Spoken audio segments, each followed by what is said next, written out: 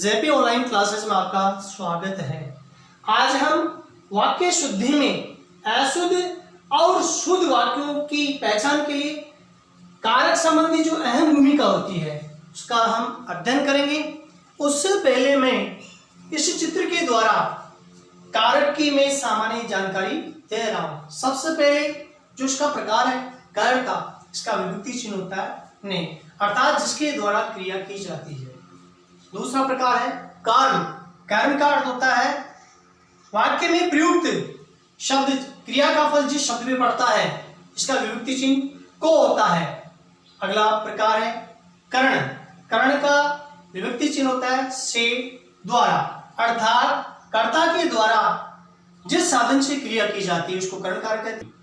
अगला प्रकार है चौथा संप्रदान, यानी कर्ता के द्वारा जिसके लिए क्रिया की जाए या कर्ता किसी को कुछ देता है उसको संप्रदान कारक कहते हैं। इसका विभक्ति चिन्ह को के लिए होता है। अगला प्रकार है पांचवा आपादान। इसका विभक्ति चिन्ह होता है से या अलग होना, यानी एक वस्तु का या एक व्यक्ति का एक स्थान से दूसरे स्थान पर जाना या जगह से हटना, चले जाना या तुलना करना अपादान कारक कहलाता है। अगला है छठा जो कारक है संबंध कारक, यानी वाक्य में प्रयुक्त संज्ञा सर्वनाम का अन्य संज्ञा सर्वनाम से संबंध स्थापित होता है उसको संबंध कारक कहते हैं। इसके विभक्ति चिन्ह का, के, की, रा, रे, री, ना, ने, नी इत्यादि होते हैं। अगला जो सातवां प्रकार है अधिकरण। अधिकरण के विभक्ति चिन्ह होते हैं में, पर। अधिकरण का मतलब होता है कर्ता के द्वारा जहां क्रिया का आधार का बोध होता है वहां उसको हम अधिकरण कारक कहते हैं। अगला प्रकार है आठवां संबोधन। हे, अरे, ए इसके विभक्ति चिन्ह होते हैं, अर्थात संज्ञा सर्वनाम के जिस रूप से किसी को पुकारा जाए उसको हम संबोधन कारक कहते हैं। तो में इन कारकों की जो उपयोगिता होती है उनको मैं उदाहरणों के द्वारा समझाने जा रहा हूं। उदाहरणों से पहले इस पंक्ति पर ध्यान दें। वाक्य में प्रयुक्त कारक के अनुसार उचित विभक्ति न लगने से, यानी जहां वाक्य है और सही विभक्ति नहीं लगती, अनावश्यक विभक्ति लगने से भी वाक्य अशुद्ध हो जाता है। जहां जिस विभक्ति का प्रयोग करना चाहिए वह न लगाकर दूसरी विभक्ति यदि हम लगा देते हैं तो वहां वाक्य अशुद्ध हो जाता है। अब देखिए पहला वाक्य, उसके सिर में घने बाल है। यह वाक्य अशुद्ध है। क्यों? क्योंकि सिर के अंदर बाल नहीं होते, सिर के ऊपर बाल होते हैं, तो वाक्य शुद्ध होगा उसके सिर पर घने बाल हैं। अगला वाक्य देखो, अपराधी को रस्सी बांध कर ले गए। अब ये जो वाक्य हैं बिल्कुल गलत है, क्योंकि कर्ता के द्वारा जिस साधन से क्रिया की जाती है वहां करण कारक होता है, तो यहाँ रस्सी के बाद से विभक्ति का प्रयोग होगा। इसके कारण से ये वाक्य गलत है। सही होगा से विभक्ति लगाने से, अपराधी को रस्सी से बांध कर ले गई। अगला वाक्य देखिए, सीता घर नहीं है। सीता एक संज्ञा है, घर एक स्थान है, तो सीता को यहाँ घर के लिए बताया गया, जो गलत वाक्य।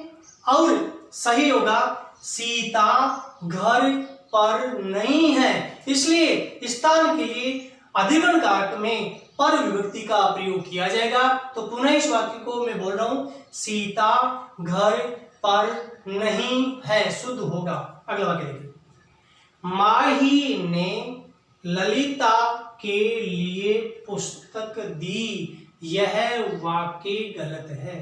क्यों?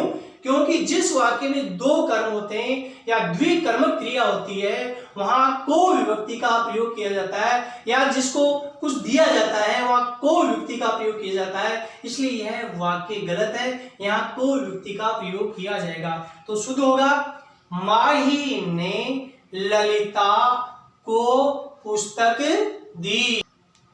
अगला वाक्य देखिए, वह बाजार में सब्जी लाने गया। यह वाक्य गलत है। क्यों? वह बाजार में तो गया है लेकिन वहां सब्जी लेकर आ जाएगा, तो वह उस स्थान से अलग हो रहा है, तो यहाँ में विभक्ति का प्रयोग जो है वो गलत है। और सही होगा वह बाजार से सब्जी लाने गया, क्योंकि अपादान कारक में एक स्थान से दूसरे स्थान से अलग होना अपादान कारक कहलाता है, इसलिए से विभक्ति का प्रयोग किया गया है। पुनः देखिए, वह बाजार से सब्जी लाने गया है, शुद्ध वाक्य होगा। अगला वाक्य देखिए, बंदर पेड़ में बैठे हैं, यह वाक्य गलत है। क्यों? क्योंकि बंदर जो है पेड़ के अंदर नहीं बैठते, वे पेड़ की शाखाओं के ऊपर बैठते हैं, तो में विभक्ति का प्रयोग यहाँ गलत है और शुद्ध वाक्य होगा बंदर पेड़ पर बैठे हैं, जो अधिकरण कारक का विभक्ति चिन्ह है, जो पर शाखाओं के ऊपर बैठने के कारण से यहाँ पर विभक्ति का प्रयोग किया जाएगा। तो पुनः देखिए, बंदर पेड़ पर बैठे हैं, शुद्ध वाक्य होगा। अगला वाक्य देखिए, यह समाचार दूरदर्शन में प्रसारित हुआ।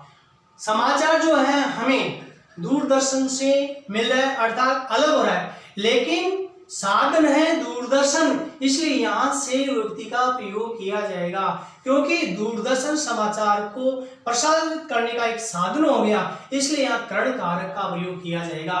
तो शुद्ध होगा यह समाचार दूरदर्शन से प्रसारित हुआ था। अगला वाक्य देखिए, गुरुजी के ऊपर श्रद्धा रखें। गुरुजी के ऊपर श्रद्धा नहीं रखी जाती है। क्यों? गुरुजी के प्रति श्रद्धा रखें, यह वाक्य सही होगा। क्यों? प्रति शब्द जो है वह लगाव के प्रति है, अपनत्व के प्रति श्रद्धा भाव उत्पन्न करता है, इसलिए यह वाक्य शुद्ध होगा, गुरुजी के प्रति श्रद्धा रखें।